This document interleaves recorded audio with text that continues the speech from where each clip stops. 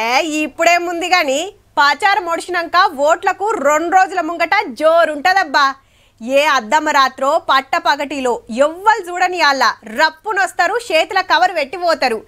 ఏ ఇంట్లో ఎన్నోట్లున్నాయో ముందే లెక్కదిస్తారు కాబట్టి ఏడ లొల్లి కాకుండా మాట రాకుండా ఎవరికి ఎంత ఇయ్యాలనో అంత అందిస్తారు. ఇట్లా కాదు కానీ వీడియో చూసుకుంటా ఇదే వార్త చెప్పుకుందాముల్లా.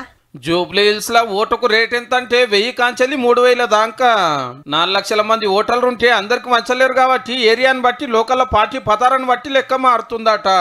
ఎట్లా వంచాలి ఎవరికి ఇవ్వాలనే ప్లాన్లు రెడీ చేసి కోట్ల రూపాయలు ఏడదయాలనో గాడ దాసిరట. ఇక ఏళ్ళకి ఇంకంటిచ్చే 1-2 రోజుల ముంగట పంపకాల కార్యం ఉంటదని పార్టీ కార్యకర్తల గుసగుసాలు. అయితే అప్పటి వరకు డిమాండ్ పెరిగే ఛాన్స్ ఉన్నదుల్లో 3 పార్టీల నడుమ టగ్గపారు ఉండే. గీంతనేనా అని ఓటర్ దేవులు నారాజు అయితే సమర్పించే పద్దు వెరుగుడు పక్క. ఇదిట్లుంటే ఇంకో దిక్కు బెట్టింగ్ బంగారు రాజులది జోరు ఉంది. ఏహే కాంగ్రెస్ పక్కా గెలుస్తుంది చూడని ఒకలు, లేలే కార్య వస్తుందని ఇంకొకలు. నవీన్ యాదవ్ ఎమ్మెల్యే అవుతాడని కొందరు, సునీతమ్మని అసెంబ్లీకి వస్తుందని ఇంకో కొందరు.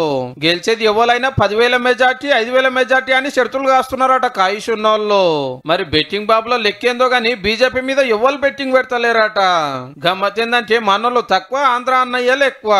విజయవాడ, గుంటూరు, కాకినాడ, రాజమండ్రి నుంచి దిగి జూబ్లీ హిల్స్, హైటెక్ సిటీ, మాదాపూర్ ఏరియాలలో అడ్డాలు పెట్టి జోరుగా నడిపిస్తురట దందా.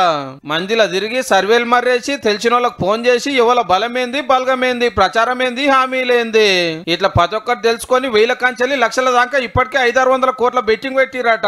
ఇక ఓట్లేసే నాటికి అల్కగా 1000 కోట్లు దాటొచ్చునట.